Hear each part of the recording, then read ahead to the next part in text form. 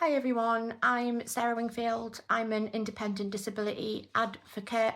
I have AU, ADHD and I have EDHS, dislocated pelvis with fractures and other disabilities. Today I was brave enough to face the world and we wanted to have a really nice day. So my partner Peter took me and the dog out and we went to Butterfly World, Preston Park, Stockton. We left Bud in the car with windows down. It was tinted, it was very cool in there. There was a bowl of water in there. I love my dog more than anything. And as we were walking around, we were just quickly finishing up and preparing to leave anyway. Bud had been in the car for 40 minutes, and a lady called India was extremely aggressive and unprofessional. It doesn't matter that we were doing the right thing and leaving. It doesn't matter that we care about our dog. She basically was very abusive verbally and was very nasty, asking us to get the dog, because he's in the car. My partner went to the car, he put his hand in the window and he asked her and the members of public there to put their hand in to see how cool it was inside. Not one of them were willing to do that. India had publicly humiliated me. I walk with a walking stick. She triggered an autistic meltdown in public. I can't go to Butterfly World ever again. And none of them cared that my dog was fine. It's fake compassion and fake kindness used to justify abuse and bullying and a ganging up mentality. As I was walking behind Peter, I'm slower with my walking stick, she was talking to members of the public, slagging us off with her false allegations. If she cared, this India girl, she should have called the police. Call the police if you think a dog is in danger. Always call the police. At least then we would have had the police to back up that our dog is fine and safe and cool and had everything he needed. There's also a way to talk to people and be disability friendly. She didn't do that. She publicly humiliated me. During my autistic meltdown, I did use the F word because I was saying, that's my baby in that car. How dare you? I am so glad I'm not like you because I never condone bullying, hate campaigns or abuse. Even if you think you are in the right, do not be sadistic. Do not be abusive. Disabled people, we do not have the same luxuries as other people. I'm a chronic pain warrior and I couldn't have stayed at Butterfly World long anyway because of that alone. But if she genuinely cared about disabled people and my dog, she wouldn't have created a circus or a drama. She wouldn't have abused her professional position to publicly humiliate and get the public to laugh. Autistic meltdowns are hard. Being laughed at is not okay. It is hugely uncalled for, and this is why I advocate as much as I do, because awareness is needed. We need acceptance and we deserve compassion, kindness and respect, and any decent human being who thought an animal was unsafe would not choose to be an abusive or sadistic person, especially when they're representing Butterfly World, Stockton, when they are representing an organisation or a company. Neurotypical people think belittling, bullying and abuse is justified.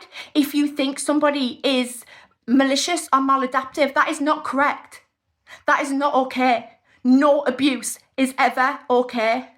And I'm vlogging about this right now because I've never been so publicly humiliated unfairly and unnecessarily in my life. There was thousands of people out there today and they don't think about how it impacts autistic people and their anxiety levels, and It sets off depression, chronic pain, everything else, and I didn't deserve any of it. And my partner told the public, who were laughing and were joining in with the abuse, to put their hand through the window of the car to prove that we were not abusing the animal. She also falsely alleged that we had illegally left him in the car. I'm up to date on animal legislation, and I told her she needs an education with the RSPCA, because all I care about is my dog's well-being.